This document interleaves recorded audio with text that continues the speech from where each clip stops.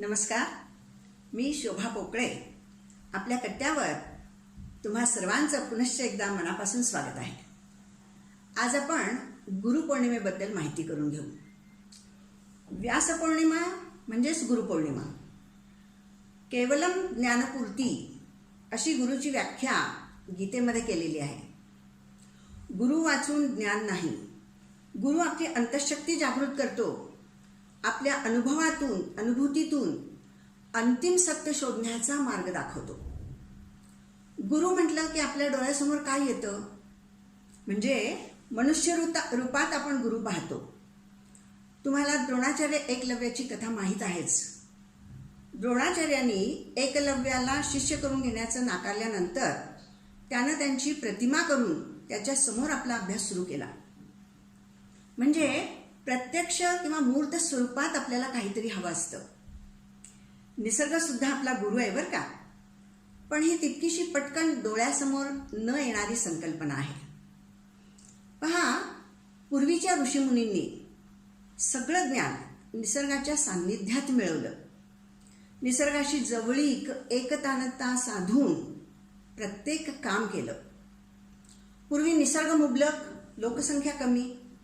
आता लोकसंख्या भरमसाठ आणि लोकसंख्येचा प्रश्न आला की बाकी सगळे प्रश्न गौण होतात. पण निसर्गाला गौण मानून चालणार नाही. निसर्ग निरीक्षणातून जे काही सिद्धांत मानले ते आजही अचूक ठरलेले आहेत.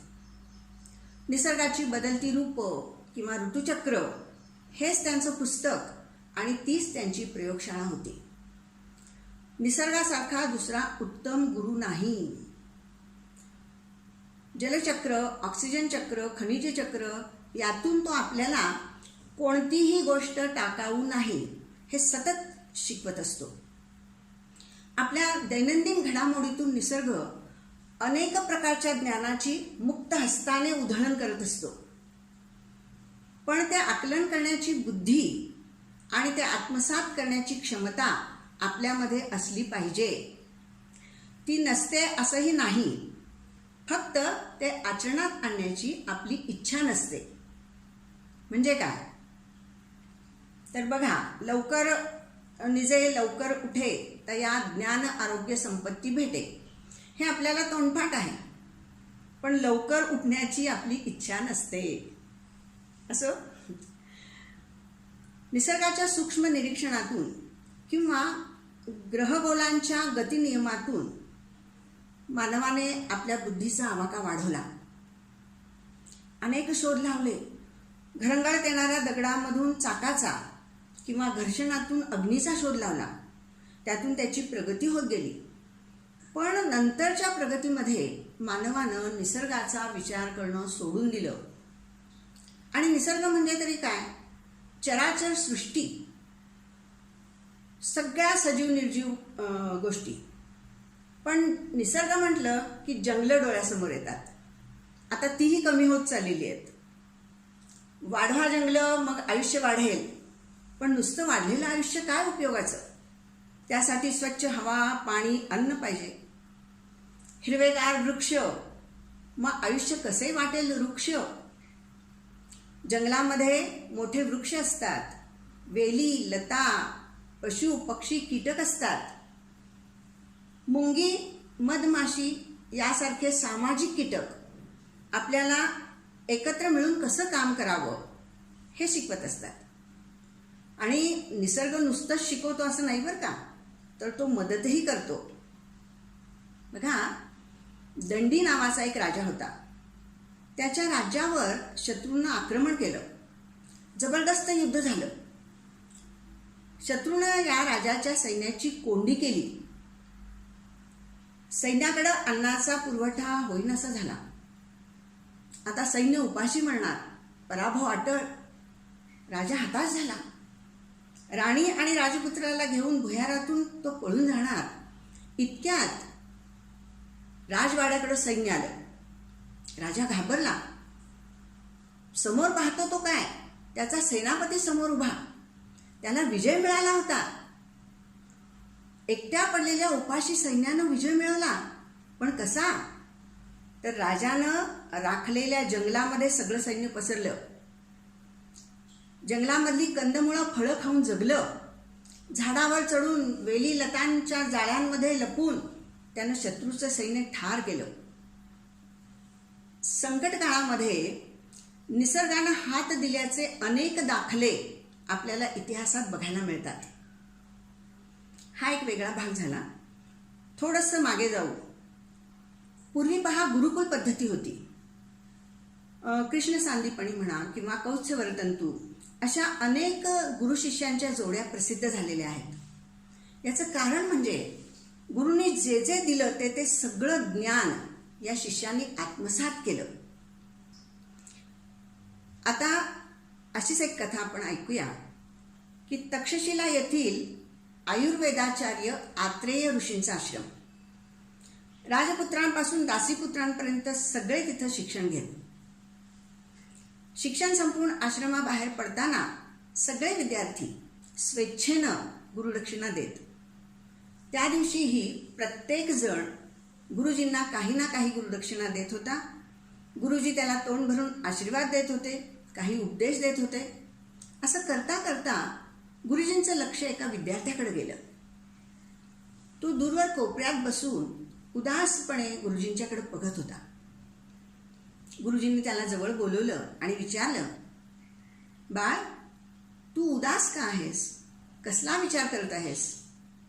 त्यावर तो म्हणाला, गुरुजी, प्रत्येक जण काही ना काही गुरुदक्षिणा देत आहेत, पण मी इतका सामान्य आहे की माझ्याकडं गुरुदक्षिणा देण्यासारखं काहीही नाही. तो विद्यार्थी बोलत होता त्यात बरंच तथ्य होतं. कारण तो बिंबिसार राजाला राजगणिकेपासून झालेला मुलगा, त्याला जन्मताच सोडून दिलं होतं आणि एका दासीपुत्रानं त्याला वाढवलं होतं. ते ऐकून गुरुजी म्हणाले, अरे, तुझी परिस्थिती मी जाणतो. तू आपली ज्ञानाची तपश्चर्या अखंड चालू ठेव, हीच माझी गुरुदक्षिणा. पण तो विद्यार्थी ऐकेना. काहीतरी गुरुदक्षिणा घेतल्याशिवाय मनाचे समाधान होणार नाही असे म्हणू लागला.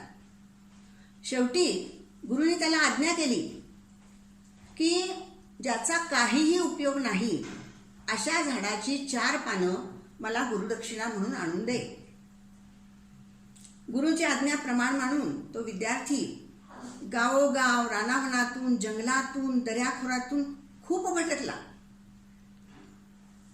प्रत्येक झाड दिसलं की याचा काही उपयोग आहे का, याचा त्यानं अभ्यास जेव्हा सुरू केला तेव्हा त्याच्या लक्षात आलं की प्रत्येक झाडाचा काही ना काहीतरी उपयोग हा आहेच. हजारो झाडांचा त्यानं अभ्यास केला. 3 वर्षपर्यंत त्याचं हे काम सुरू होतं. माहितीचं भलं मोठं बाळ त्याच्याकडे तयार झालं. पण गुरुजींना हवी तशी वनस्पती काही तो मिळवू शकला नाही. निराश झाला बिचारा. आश्रमाकडे परतला. त्याला पाहून गुरुजी प्रसन्नपणे हसले आणि म्हणाले, अरे, जगामध्ये असं कोणतंच झाड नाही की ज्याचा काहीच उपयोग नाही. हे काय मला माहीत नव्हतं. पण हा शोध घेण्यासाठी तू प्रवृत्त व्हावंस म्हणून मी ही गुरुदक्षिणा मागितली. तू माझी आज्ञा प्रमाण मानलीस, मला गुरुदक्षिणा मिळाली. त्या शिष्याचं नाव होतं जीवक. तो आयुर्वेदातला तज्ज्ञ मानला जातो. शल्यचिकित्सेतही तो प्रवीण होता. धन्य ते गुरु आणि धन्य ते शिष्य की गुरुंनी गुरुदक्षिणा ही अशी मागितली की ज्यातून लोककल्याण साध्य झालं. हे थोडंसं मागच्या गोष्टी झाल्या. आता ही गुरुकुल पद्धती लोप पावलेली आहे. आता शालेय पद्धती सुरू झाली, शिक्षण पद्धती सुरू झालेली आहे. आता शिक्षक हेच आपले गुरु, त्यामुळं त्यांच्याशी विनयानं, आदरानं वागायला शिका. अलीकडे तर 2 वर्षांमध्ये ऑनलाईनच शिक्षण चालू झालेलं आहे. ह्या आधुनिक तंत्रज्ञानामुळं एक मात्र झालंय की वेळ नाही ही कायमस्वरूपी तक्रार सुरू झाली. गंभीर भाषणं, अर्थपूर्ण ग्रंथ हे बोर वाटायला लागलेत मुलांना.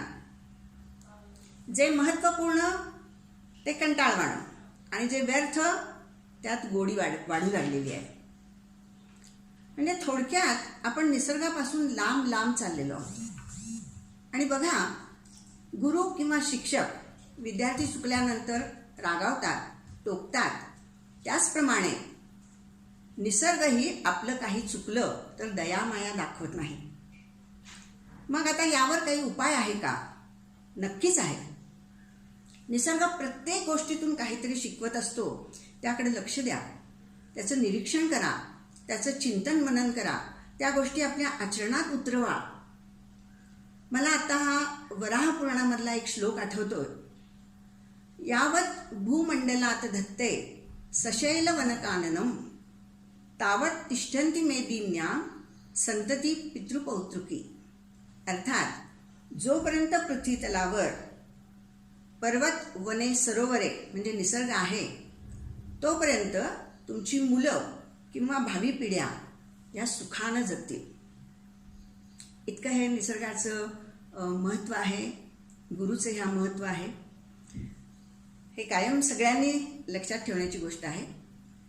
या गुरुपौर्णिमेनिमित्तानं मी माझे सगळे गुरु, सर्व शिक्षक, ज्यांनी मला घडवलं, ज्यांनी मला चांगले विचार दिले, ज्यांनी मला वेगवेगळ्या गोष्टी शिकवल्या, त्या सर्वांना मी वंदन करते.